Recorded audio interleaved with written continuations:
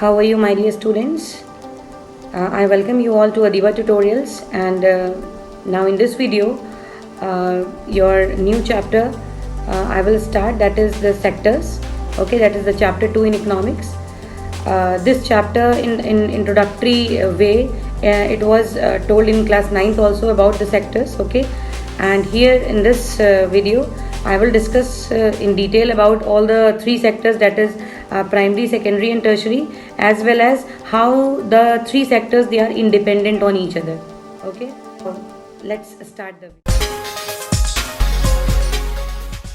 My dear students, let's start the video with chapter 2 sectors of the Indian economy.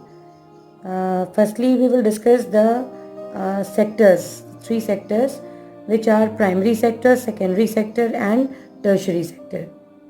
Okay, now see, different people are engaged in different types of economic activities to earn their livelihood, and this forms the base of the economy. So some of these are producing goods, some are producing services. So in order to understand economic activities, we classify them in some broad groups. These groups or classifications of economic activities are termed as sectors. So for the sake of convenience, the economic activities of the Indian economy is divided into three main sectors. These are primary, secondary and tertiary sector. So now one by one we will go in detail. Now first we will take off primary sector. So it is written over here that activities that are directly related to natural resources are termed as primary sector. For example, fishing, farming, mining, etc.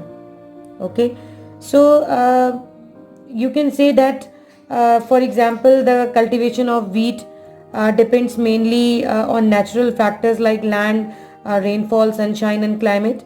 Okay, so hence the product produced mainly with the help of natural resources is termed as a natural product.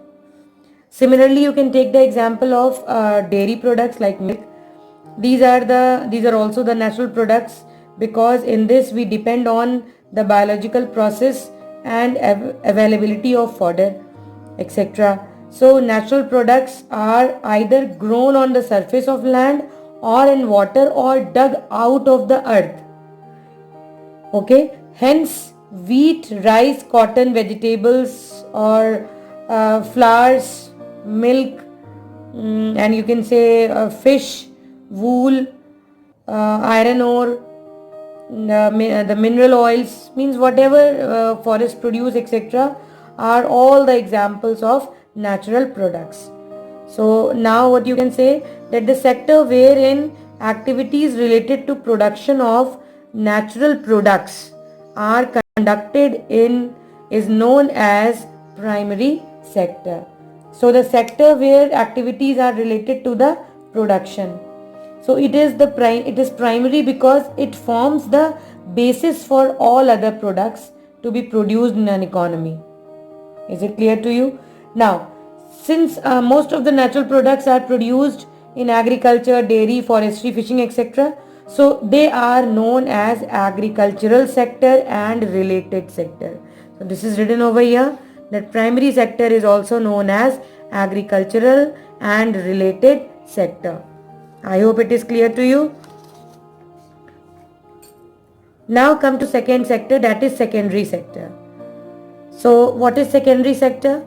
See, I can give you the example that the primary sector, basically the natural things. Okay, the raw material comes from the primary sector and that is processed and manufactured in secondary sector. So secondary sector is also known as manufacturing sector or industrial sector. So what is the definition? Activities which transform natural or primary products into some manufactured products are termed as secondary activities. So this is the definition for secondary activities. Example is production of cloth from cotton. So cotton means the cultivation of cotton farming is in that comes from the primary sector, that is coming from primary one, and now here the production of cloth is made. Okay, now flour and bread from wheat. So from the wheat we get bread after processing into a final product, furniture from wood, etc. These are the examples. So what is the definition? The sector which transforms natural or primary products by processing it into manufacture is called secondary sector. I hope it is clear to you all. Okay, so we can say about it that as we have learned that there is an interdependence between primary activities and secondary activities, because secondary sector is completely dependent on primary sector, since manufacturing activities are naturally associated with different kinds of industries. So the secondary sector is also termed as industrial sector. The activities related to manufacturing, mining and quarrying, also the construction, these are all included under the secondary sector. Now come to tertiary. Tertiary is also very important sector, and this is the third one, and you can also call it as a service sector, because without this sector the services, the facilities cannot be provided to primary or secondary sectors. So activities which provide support services to primary and secondary activities are termed as tertiary activities. Examples are here: transport system, communication facilities, educational facilities, etc. Okay. Now if we take the examples of the transport facilities, these are required to bring raw materials to the factories and to send finished goods to the market centers. Okay, communication facilities such as postal services, telephone services, okay, for the transmission of news and also for interaction. Then education facilities that is for learning and training. You can also write over here about the banking facilities to deposit and borrow money to help production. Thus transport, communication and the banking which I discussed and all other services are examples of tertiary services. Why? Because they establish a link between the producers and the consumers. I hope these three sectors are clear to you. Okay. Now one more thing I want to discuss in this sector, that is the service sector has included some more services and that are not directly helpful in the production of the physical goods but are very essential for the smooth working of an economy. Okay, so in this category we include the services for teachers, doctors, washermen, barbers, even lawyers, the accountants, etc. Okay, so what you can say that recently some new services have also come up. For those examples you can take IT, such as internet cafe, ATM booths, call centers, software companies, etc.